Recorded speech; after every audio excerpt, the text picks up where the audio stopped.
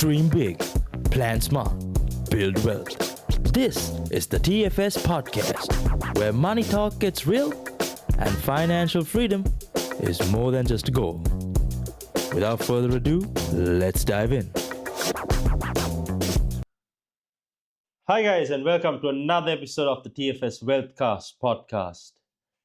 And given that the RBA just had a recent rate announcement and they increased the rate, we thought we'll speak to Sunali and give you guys some tips for how you guys can stay financially strong during these uncertain times. Which is why the title of this episode is Staying Financially Strong During Uncertain Times. So let's jump straight into it. Hi Sonali, thank you for joining me on this episode today. Hi, Vishy. So Sonali, let's now with the recent rate rise, right? So what's really happening in the market?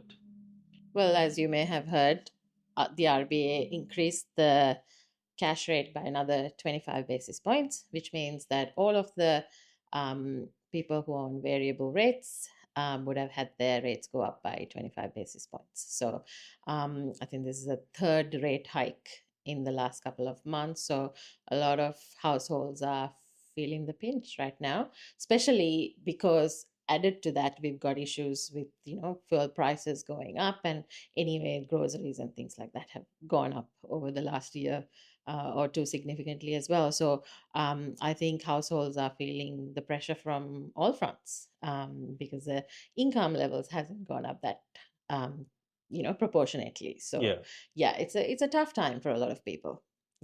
Yeah, and like you mentioned, so some of the main things showing up are the rising repayments and bills squeezing cash flow, right? People feeling overwhelmed and unsure about what to do next. Stress and anxiety is through the roof. Yeah. Around money becoming for sure more common.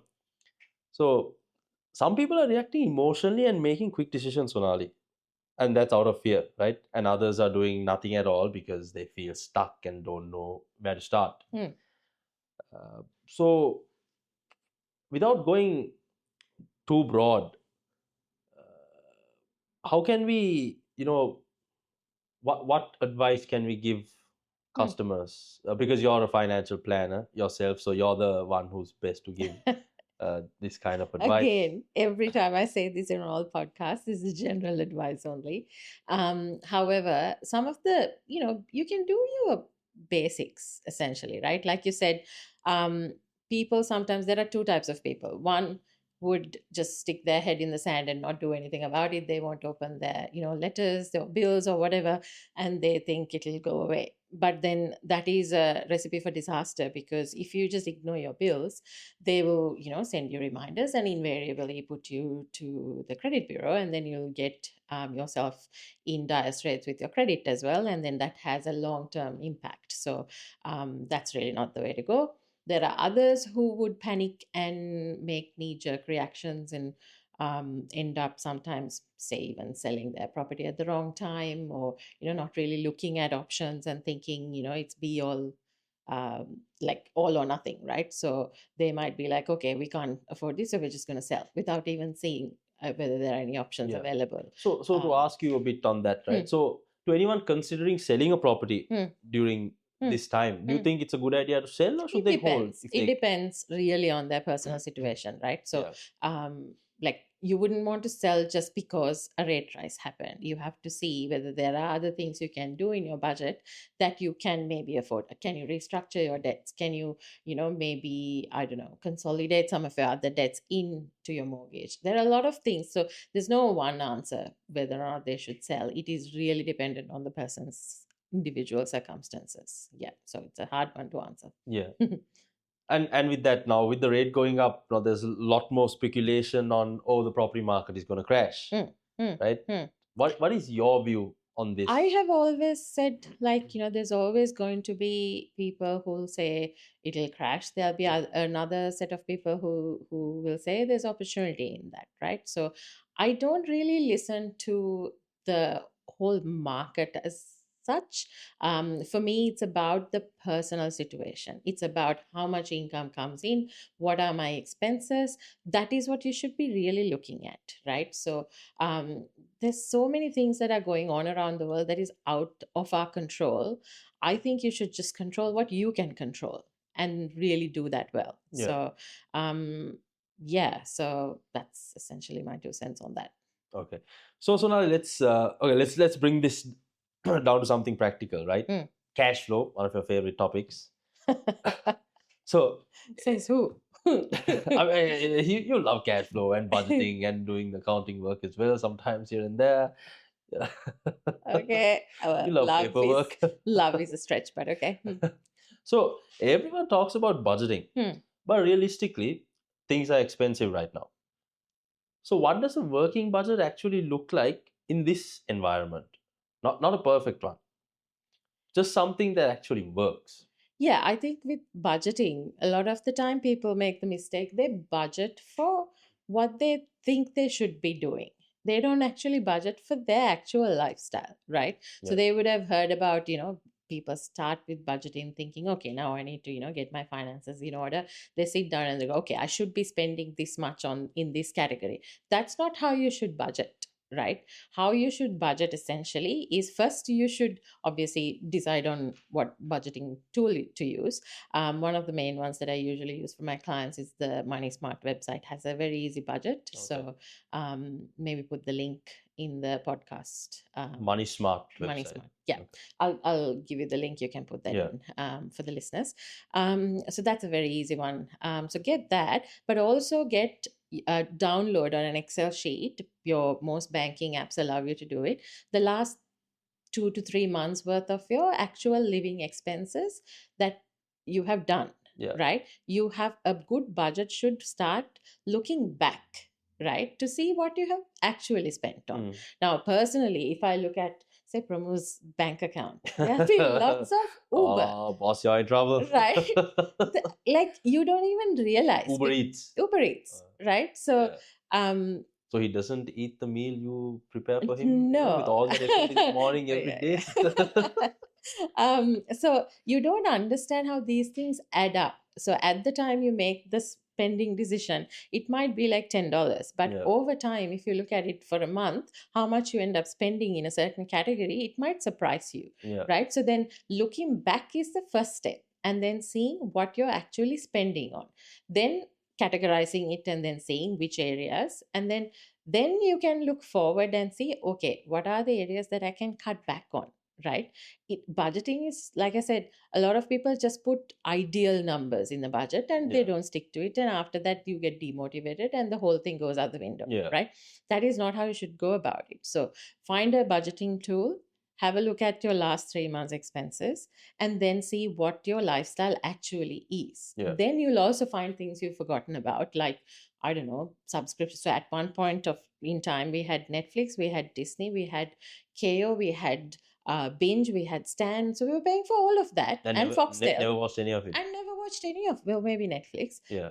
But we were paying like for about 6 subscriptions, but like, at various points we would have signed up for them Yeah. and forgotten about them, and they were getting direct debited and we didn't know. Yeah. Right? So now we've cancelled a lot of them, and I think we just have 2 now.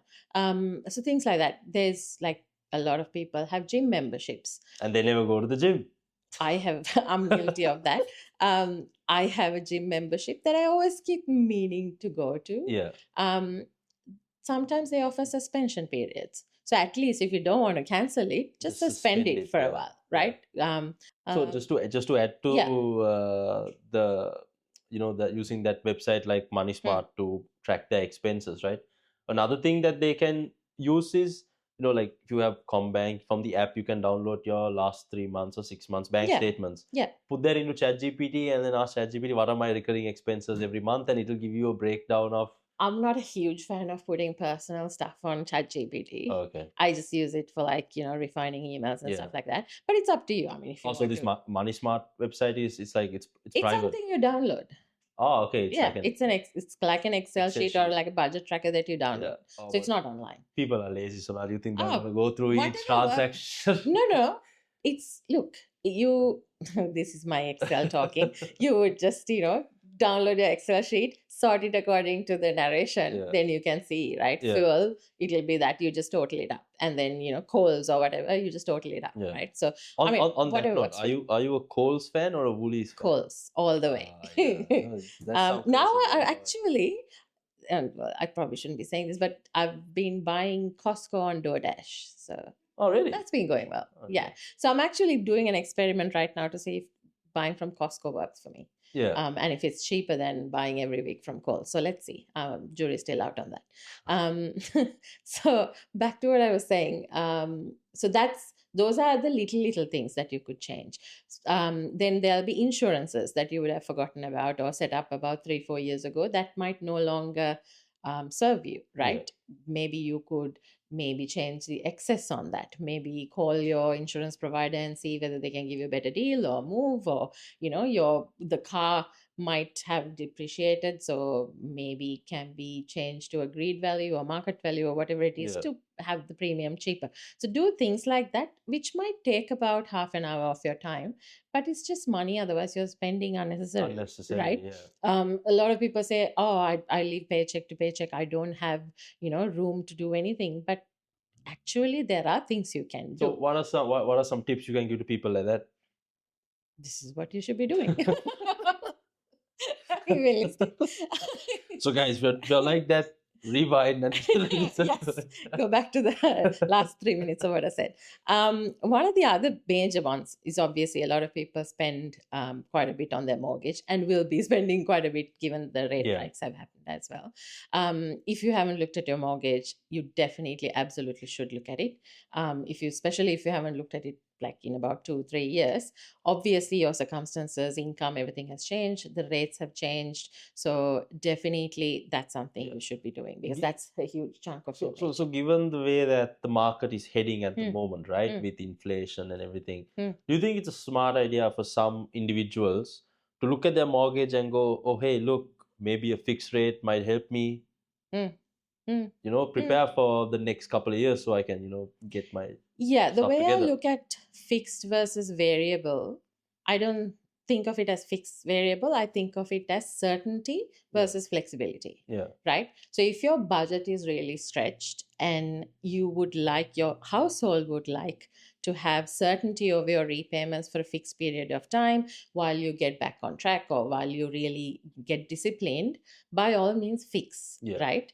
If you are someone who's thinking, okay, I might sell my property in a year or two, or if you have very healthy buffers and you want to kind of see where the rate journey goes, then be on variable. Right? It's not a question of trying to predict what the markets are doing or what the banks are doing. So it ties in with what I said previously. I don't generally look at the whole market as a whole, I just look at what the client's situation is or my situation and see what works for me. Right? So yes, you might pay a little bit of a premium on a fixed rate for a period of time, however that gives you peace of mind that your mortgage repayment is X amount of dollars for the next 2 years, let's say. Right? So that makes it easier to budget.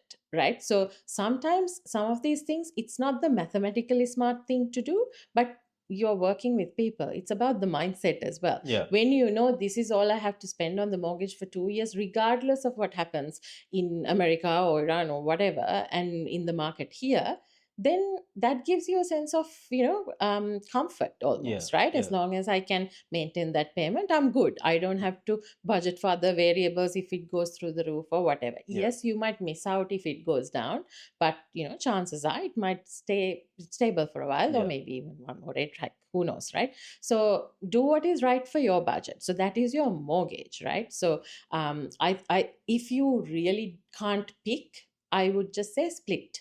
So do a portion of your mortgage as a fixed and a portion variable. That way you have the best of both worlds. Right? But definitely if you... So how does that work? Like if you can elaborate a bit more on how split loan would work to anyone listening who would... So you get, let's say you have a home mortgage of 500,000. Depending on what you want to do, you can fix, if you want to go split down the middle, 250 of that mortgage you can put it as a fixed rate, and then have certainty over that portion of it. Yeah. And then you can play the, rate game with the variable portion of Okay. it and have 250 as variable. Yeah. Or whatever split you want. So, I mean, obviously subject to the bank split minimum amounts. But you could have like 400 in fixed and 100 in variable, Yeah. things like that. If you're using offset redraw, those sorts of things, you have to be mindful. Fixed sometimes doesn't allow you to make Yeah. use of those things. So then those clients should be looking at a split loan where you can make use of those offset accounts with the variable portion of it. So like it's very dependent on the customer situation. So each strategy depends on the That's right. customer's individual Yeah, circumstances. there are all these strategies out there, but it has to fit in with what your circumstances are. Yeah. So with that being said, guys, look, if anyone is listening to this and you're thinking, oh, I want to do this for myself, but I don't know where to start, you can talk to TFS. You know, our team will speak to you. They will go through your numbers. They will assess your individual situation, and then they will recommend some financial strategies that would work for you, that we think would work for you. And then it's all up to you. You know, you can decide, okay, do I want to go ahead or not? And it's not going to cost you anything, nothing. It's just a quick, friendly chat, and we call it a financial health check. Yeah, that's right. But yeah, so if you guys want a financial health check for yourself to see if you want to stay with a variable rate, or if you're considering a fixed rate or a split or any other kind of financial structure, talk to TFS. Anyways, coming back to the podcast. Vishy's plugins in all these podcasts. So look at your mortgage repayments. Another thing you can look at is, so let's say you have your mortgage, then you have a car loan, you have a personal loan, you have credit cards or other debts. You can look at a debt consolidation strategy. But you have to be very, very careful with this. I have seen clients who would consolidate their credit cards into the mortgage. They won't close their credit cards. They'll go and rack up further debt on those credit cards. And, year down the track, you would be in a far worse off position than when you started by doing it. So you have to be very careful with all of these things. There has to absolutely be a mindset shift, right? If you're planning on continuing the same, way that you've been doing, don't do debt consolidation, because you probably will end up in a far worse off position. So the other thing to remember is, I always say this when we talk about debt consolidation, mortgages are longer term loans with the 25 to 30 year loan terms. With your other unsecured debt like credit cards or car loans or personal loans, they're usually about 5 to 7 years with personal loans and car loans, right? So when you consolidate debt and put that amount into your mortgage, you're extending the loan term. So when you think about it, you're actually going to pay, if you carry it on for 30 years, far more in interest than if you had it in the original loan, right? So you have to be very careful and to be very disciplined to pay that portion off. So for some clients, when we do debt consolidation, we do a separate split so that they can easily identify, and their sole purpose in life essentially needs to be to pay that off, right? Within the original term of the original debt, right? Because otherwise you won't get any benefit out of it. You would end up just stretching it out for 30 years and paying extra, and really it's not the way to go, right? I've told customers who do debt consolidation on their credit cards to cut it up or put the credit card in the freezer or whatever, right? Because some of them do end up going and spending more on it. And then you're like, that's not what we wanted to get out of this. Some people lose track of how much they spend when they have a credit card. So, but then there are also, like, I have to mention, there's also a certain demographic of individuals who use credit cards for the points, and they make sure they pay the credit card off on by time. all means. I mean, I have booked a number of tickets using credit card points. I love it, right? So even recently I used mostly I use Promo's points, which he gets pissed off about. I use my one for my shopping, and then for the travel, I use his points. I mean, you're the boss. So big boss. but as long as you can maintain the card in such a way that you don't end up paying unnecessary interest to the banks, right? By all means, use the points if you can. But so in that way, the credit card can also be an asset to these individuals For who very limited number of people. individuals. Yeah. You'll be amazed at how many get carried away because you just tap your card, right? So Yeah. then you forget. You mean well. Like even myself personally, I'm going to put that money back into that, right? But Yeah. then you forget, Yeah. right? So and then it racks up, and then you're like, oh, I need to do that, right? So it happens even like all the time at our All right, house I'm as going to well. ask you a small controversial, Yeah. potentially controversial question. Okay. From your experience, Sonali, from the clients that you've seen Mm. who don't have limits when it comes to using the credit card, Mm. have majority been men or women? Ooh, Women. Women. Mm. There you go. You can't argue with this. That's the financial Yeah. planner right there, guys. Yeah, we can get carried away sometimes. So yeah.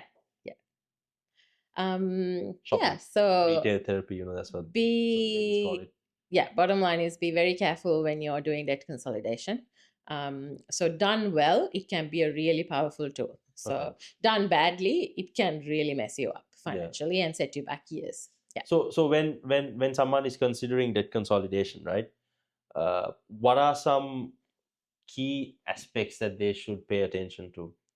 The main one is if you feel like it's all going to get lost in the whole loan, have a separate split. Okay. So that you can identify what you put into your mortgage, Yeah. and then you can concentrate on paying that split off as Mm. soon as possible, Yeah. right? The other thing is obviously close the cards or whatever. If you consolidate it, make sure you don't go racking up debts again. So definitely do that. So obviously the third thing is yes, you're saving money monthly by consolidating, so make sure you use that monthly saving towards paying off Yeah. that, rather than putting it towards extra expense, of course. Retail therapy. Yeah, no. The point is sometimes we do debt consolidation because the budget is stretched, right? Yeah. So yes, of course, sometimes it has to go to other areas of the budget, but definitely not retail therapy. I mean, look, if you do your budget well, Yeah. you should have a portion for retail therapy, Yeah. right? I mean, what's the point of just saving and investing and not having any fun? Yeah. But then having a budget and doing it right means that when you actually do retail therapy, there's no guilt associated with it. There's no debts that are racking up in the background, Yeah. right? Yeah. So it gives you freedom to actually enjoy your purchases Mm. rather than just having a short period of time where you have a good Yeah. hit, and then you're like, oh shit, now Yeah, I've it's got not like credit instant cards. gratification. And then work hard pay for it. Yeah. So a good budget will give you the ability to enjoy life as well. Yeah. That's what it's supposed to do. But then you also need to spend within your means. So some of the clients that I have seen who do really well, so it's not the people who are on the highest incomes. That's Okay. not necessarily what it is, Yeah. right? A medium income earner can also be in a good financial spot because they spend within their They know means. their limits. They yeah. know their limits, they know what's coming in, what they're spending on, and they've got a good budget that they actually stick to. So it's not really about how much money you earn, it's about how well you manage it. Yeah, because the higher your income goes up, you improve your Lifestyle lifestyle standards, Yes. the lifestyle creeps in, and Yeah. then you're like, oh, Yeah. what? Yeah. So, anyways, guys, look, if anyone is listening to this episode and you're stressing out because you've got credit card debt, you've got your car loan, your personal loans, you've got all these loans to worry about, and you just want it all compiled into one loan repayment, consider debt consolidation. And if you're seriously considering debt consolidation, you need to talk to TFS, of course, or any other broker, but speak to us, we'll do it properly. So now we spoke about whether debt consolidation is a bad idea, or if someone is considering it, how they should go about doing it. So apart from that, Sonali, now when people refinance, right, most clients are just hunting rates. What are some other things they should also look at instead of just the lowest rate? They should look at the structure, right? So if you think that you're going to be using, like I said, offset or variable, so if you're going to be going on a variable loan, check if there's an offset and whether you can park your money there, or even a redraw is fine. Yeah. Right? But mainly, you have to also, if you're refinancing, look at the loan term, right? So let's say, I think I spoke about it before as well. If you have had a 30-year loan term and you've paid it down for 25 years, when you refinance, you might end up stretching it back again to 30 years. So you had to be very mindful of that. If you do that, Yeah. then you had to be very disciplined to start putting extra money into the loan, Yeah. so that otherwise you'll end up with about 35-year loan term overall when you Yeah. look at it. Yeah. So that is something not a lot of people understand, right? Not a lot of brokers or bankers will tell the clients that as well, right? It's just something that's given as an industry thing that, yeah, we stretch it back to 30 years. But you have to be very careful when you do that. That's not to say not to do it, but if Yeah. you're doing it, you have to make sure that the savings you get with that, or extra money you come into, or say tax refunds or whatever it is, that you pop that in lump sums or whatever it is, to make sure you don't sort of go beyond your Yeah. overall 30-year mark. So Yeah. it's very it's one of those things that people just set and forget, and then they're like, oh, doesn't seem to be, making a dent in it. I'm paying and paying and paying, but the mortgage doesn't seem to be going down. So yeah, be very careful when you're refinancing about the term. Yeah. So let's talk about the opportunity mindset, Sonali. I want to touch your motivational guru side of it, like Prabhu. That's Prabhu, not me. Because there's a lot of negativity out there: cost of living, interest rates, and then the scary headlines like we discussed. But are there actually opportunities right now, especially for people who are proactive? Oh, for sure. Right. So I think, this is what I say in all aspects of life. You need to have clarity. I think that's the most important thing. A lot of people get stressed or panicked or whatever because they have a vague idea of what's happening, but they don't really, know how to fix it or whatever. Right. So the first thing to do is get clarity. How do you get clarity? Therapist? By well, that's for your, personal lives, not the financial stuff. How to get clarity in your finances is to obviously look at what you spend money on and what you're planning on spending money on, and figure out a plan how to spend money, basically. yeah. Right. So that can, like, they need to build financial discipline, basically basically, within and good themselves. habits. Yeah. Right? So just because you've always had bad habits with finances doesn't mean that's how you should continue to be for the rest of it. It's up to you, right? It's your choice. You can just draw a line in the sand and be like, okay, from here on in, I'm going to try and get myself in order. At least do small things, not major, life changing stuff. Just look at your accounts and maybe cancel a couple of subscriptions you're not using. Just maybe next week talk to insurance companies and try and reduce the premiums that you're paying. Maybe the week after, or maybe this is what you should do first: look at your mortgage, because that's a biggest chunk of it, right? And then see whether, because what I see, like, some clients don't know what the rates are out there. So now we had a 25 basis points increase, right? What if you can get a lender that has a rate that was 25 basis points lower, then it's almost like you didn't have a rate increase if you can refinance to that lender. To a lower rate. A lower rate, right? So there are certainly opportunities like that. So, so look at things like that. Maybe do one thing per week. Yeah. And then in about 2 months, at least you would have saved $200 a month. And that can go towards paying off debt or even your emergency buffer or something. And one of the nicest things I've seen with clients is when you get onto the right track and you have small wins, you're motivated to stay the course, and then you would do more things. And then it all adds up. Small steps create the compounding effect. Right. So they say that for, fitness and everything in life, right? It's just small steps, but done consistently over time, it adds up. Same with finances, right? So every $10, $20, $30 here and there can add up. So and then $200 saved a month is almost petrol, right? So then you can stop complaining about the petrol prices, almost. So it's, So people driving petrol vehicles can't really complain. It's the diesel owners that have to cry still. True.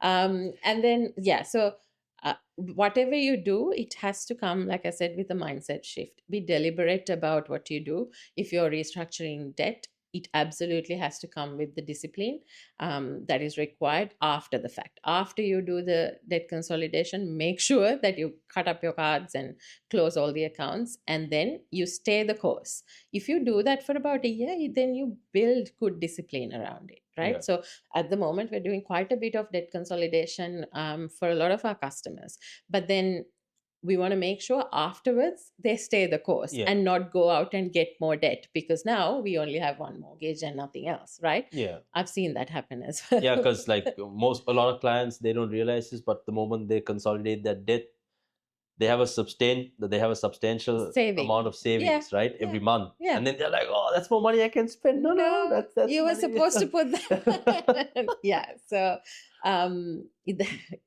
it's hard for us to sort of keep tabs on everyone, but you kind of have to have the discipline yourself, basically. Yeah. Maybe that's like a new service we can start at TFS, it's like a subscription based. We could. Yeah. We could. Maybe- It's almost like a fitness. Yeah, like a coach. financial fitness coach. Fitness There you coach. go. Yeah, there you All go. right, Charit, guess. Get Charlie ready for. has enough things to do than track people and their spending. Yeah. All right, Sunali, I think we touched on some of the main key areas for this podcast. Is there anything else that you would like to add to this? I think It's my like the cherry on top. for this episode. takeaway is obviously just do something, right? Yeah. Don't just sit there and complain. That's one of my pet peeves. Like, what's the point? Yeah. You either accept it or you make a change. Yeah. Now, with financials, you can't accept it. So make the change, right? Do something Yeah. to help yourself. Yeah. All right, guys. And like Boss Lady said, got to be disciplined, right? So, with that being said, thank you for tuning in to today's episode of the TFS Wealthcast Podcast. Stay tuned for the next episode because we're going to go on a deep dive into the TFS loyalty program. Oh, yeah. Yeah. That's a way to save money. Yeah. Yeah. Because why not, right? I use Flybuys points. Yeah. And I love it when I can get $50 off my grocery bill. This is like that times 20 or more, right? Airline tickets to. Yeah. Hotels and, holidays. Exactly. So, I mean, just to give a little bit of context.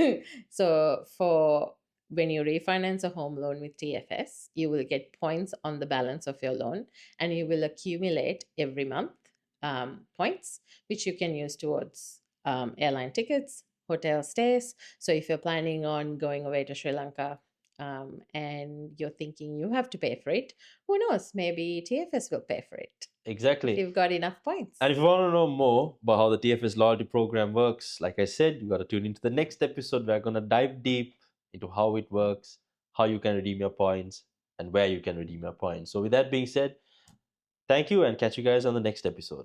Thanks, Vishy. Thank you for tuning in to another episode of the TFS Podcast, where we turn knowledge into action and big goals into real results. Now, don't forget to like and subscribe and share this episode with someone working towards their next financial step. Now, with that being said, until next time, keep building.